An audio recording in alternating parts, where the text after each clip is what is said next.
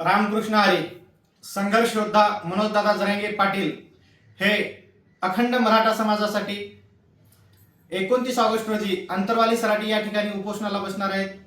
त्यांना पाठिंबा देण्यासाठी मी वारंवार सांगतोय की हा पाठिंबा पूर्णपणे यशवंत संघर्ष सेना महाराष्ट्र राज्य या सामाजिक संघटनेचा पाठिंबा आहे. आणि यावेळी 30 ऑगस्टला महाराष्ट्रातील सर्व पदाधिकारी यशवंत संघर्ष सेनेचे पूर्ण ताकदीनं हलगी ढोल वाजवत मनोजदादा जरांगे पाटील व अखंड मराठा समाज यांना पाठिंबा देणार आहे. पाठिंबा आमचा कालही होता, आजही आहे आणि उद्याही राहणार. कारण संघर्ष योद्धा मनोजदादा जरांगे पाटील हे आपल्या समाजासाठी निस्वार्थपणे काम करत आहेत. आणि हा पाठिंबा देत असताना आमचे मल्हार योद्धे दीपक भाऊ बोराडे हे देखील एसटी आरक्षण धनगर समाजासाठी आपल्या लढत आहेत. यशवंत संघर्ष सेनेचा कालही त्यांनाही पाठिंबा होता, आजही आहे आणि उद्याही राहणार. 30 तारखेला नांदेड या ठिकाणी धनगर समाज बांधव यांची दीपक भाऊ बोराडे यांच्या नेतृत्वाखाली बैठक होत आहे. त्या बैठकीला देखील यशवंत संघर्ष सेनेचे सर्व पदाधिकारी जाणार आहेत.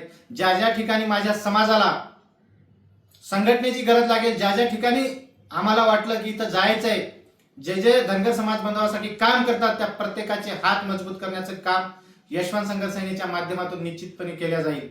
लक्ष्मण हाके सरांनी देखील एसटी आरक्षणासाठी जर आवाज उठवला, त्यांच्यासाठी देखील पूर्ण ताकदीनं आम्ही मैदानात उतरू. आमचा कुणीही शत्रू नाही. पण हे सर्व करत असताना ज्या विश्ववंदनीय विश्वरत्न डॉक्टर बाबासाहेब आंबेडकर यांनी संविधानात आम्हाला स्वातंत्र्य दिलेलं आहे, आम्हाला अधिकार दिलेला आहे, या अधिकाराचा आम्ही उपयोग करत असताना काही जण ट्रोलर बांडगुळ ज्यांना असं वाटतंय की संघर्ष योद्धा मनोजदादा जरांगे पाटील यांना पाठिंबा देऊ नये किंवा त्यांच्याकडे जाऊ नये, खास त्यांना सांगतोय की तुमच्यासारख्या बांडगुळांनी कितीही विरोध केला, किती खालच्या पातळीला बोलले, शिव्या दिल्या, तरी आम्ही थांबणार नाही. कारण नेतृत्व हे प्रामाणिक आहे.